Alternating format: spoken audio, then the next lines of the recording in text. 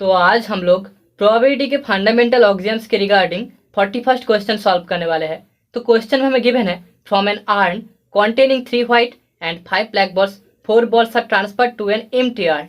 तो हमारे पास एक आर्न है जिसमें 3 व्हाइट बॉल्स है एंड 5 ब्लैक बॉल्स है। अभी इस वाले आर्न से हम एक एम्प्टी आर्न में 4 बॉल्स को ट्रांसफर कर रहे हैं जिन बॉल्स का कलर हमें पता नहीं है।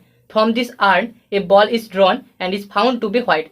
तो अभी ट्रांसफर होने के बाद हम इन 4 बॉल्स में से एक बॉल को ड्रॉन कर रहे हैं और वो बॉल हमें एक व्हाइट बॉल मिलता है। What is the probability that out of 4 balls transferred 3 are white and 1 is black. तो अभी हमें फाइंड करना है प्रोबेबिलिटी जिस केस में 4 बॉल्स में से 3 बॉल्स व्हाइट बॉल्स है एंड एक बॉल ब्लैक बॉल है।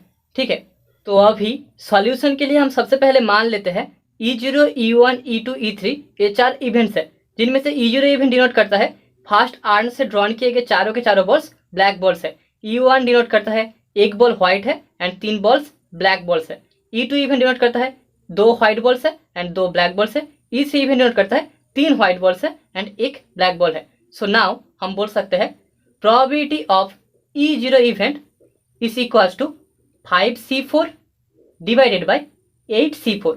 8C4 हमारा टोटल नंबर ऑफ ओएस है क्योंकि टोटल 8 बॉल्स है तो 8 बॉल्स में से हम 4 बॉल्स को ड्रॉन कर सकते हैं 8C4 ओएस में। अभी E0 इवेंट में हमें 4 में से 4 ही ब्लैक बॉल मिल रहे हैं तो 5 बॉल में से हम 4 ब्लैक बॉल्स ड्रॉन कर सकते हैं 5C4 ओएस में। So probability of E0 equals to हमें 5C4 डिवाइडेड बाई 8C4 मिलेगा।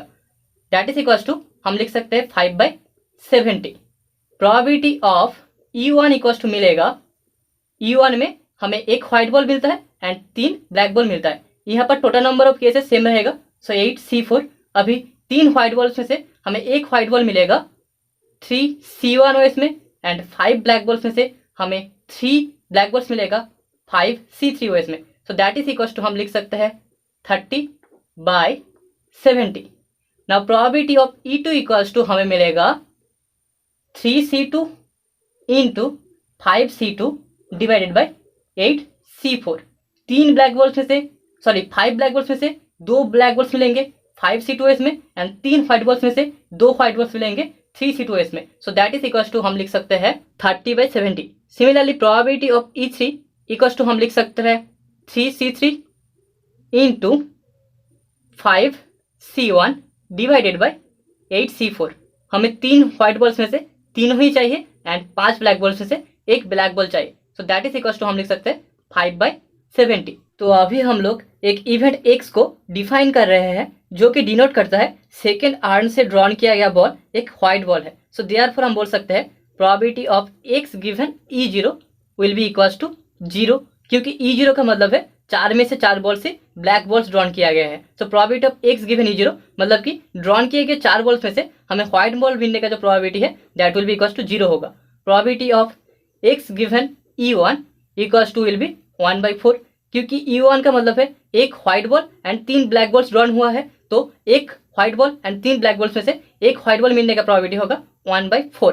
Probability of X given E2 will be equals to 2/4 क्योंकि 2 व्हाइट बॉल्स है 2 ब्लैक बॉल्स है तो 2 ब्लैक बॉल्स में से एंड 2 व्हाइट बॉल्स में से 2 व्हाइट बॉल मिलने का प्रोबेबिलिटी 2/4 होगा। Probability of X given E3 will be equals to 3/4।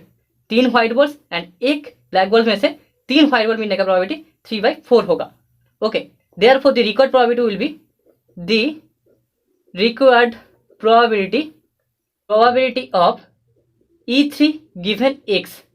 हमने सेकेंड वाले आर्न से एक बॉल को ड्रॉन किया है और वो एक व्हाइट बॉल है तो वहां से हमें चेक करना है कि E3 इवेंट ऑकर करता है या नहीं करता है, मतलब कि 3 बॉल्स व्हाइट एंड एक ब्लैक बॉल ट्रांसफर होता है या नहीं होता है। So that is equals to हम लिख सकते हैं probability of E3 into probability of X given E3 divided by probability of E0 into probability of X given E0 plus dot dot plus so on probability of E3 into probability of X given E3। अभी इनका अगर हम value put करें so that will be equals to 5/70 into 3/4 divided by 5/70 into probability of E0 का value है 0 plus 30/70 into 1/4 plus 30/70 into 2/4 plus 5/70 into 3/4 that is equals to हमें मिलेगा 15/280 divided by 30 plus 60 plus 15 divided by 280 equals to 15/105, जिसको हम equals to 1/7 लिख सकते हैं। Therefore the required probability